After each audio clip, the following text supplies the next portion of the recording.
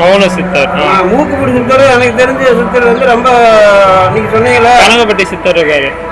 கணக்கம்பட்டி சித்தர் வந்து அவரு வந்து அவரு அந்த பழனியிலேயே அவரு முருகனுடைய மேலே இடும்பு மலையை வந்து இடும்பன் கோயில தான் அதிகம் இருப்பாராம் கணக்கம்பட்டி சித்தர்.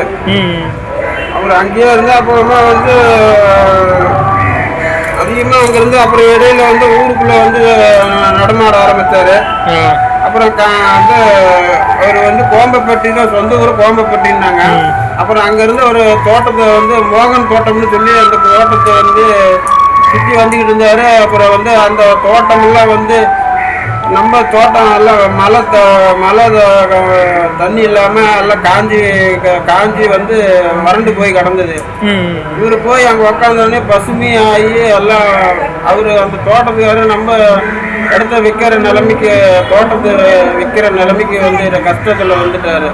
நம்ம கடனாகி லாஸ் வியாபாரத்தில் தோட்ட வியாபாரத்தில் நம்ம லாஸ் ஆகி போய் ரொம்ப கஷ்டத்தில் இருந்தார். அவர் போய் உக்காந்தோன்னா எல்லாம் செழிப்பா பசுமையாகி அவர் நம்ம படிப்படியாக முன்னுக்கு வந்துட்டாரு.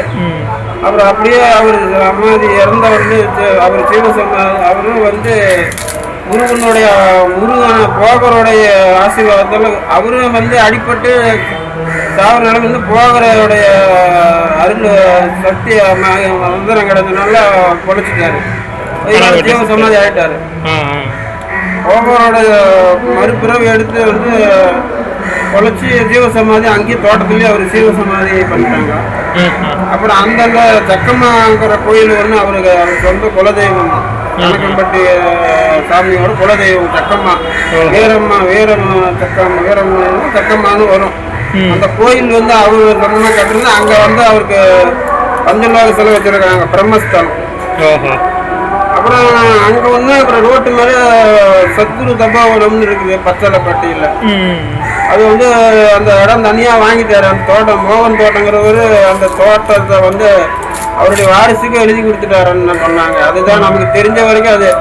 ஆனால் உண்மையிலேயே அதுக்கு கொடுத்துட்டாரா இல்லையான்னு நமக்கு தெரியாது. நீங்கள் நிறைய இடம் சுற்றி பார்த்துருக்கீங்க. இதான் போடுறீங்க ஸ்ரீ நீங்கள் நிறைய இடத்துக்கு போயிருக்கீங்களா? அதை பற்றி உங்களுக்கு தெரிஞ்சது சொல்லுங்கள். அங்கே என்னென்னா ஃபேமஸ், அங்கே எந்த சாமி அப்படின்றது.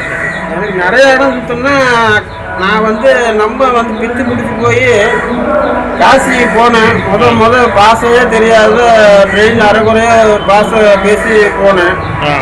ஆனால் அந்த படத்தில் வர மாரி அழுக்கா பைத்தியமாக பித்த அந்த தண்ணி வந்து அப்போ வந்து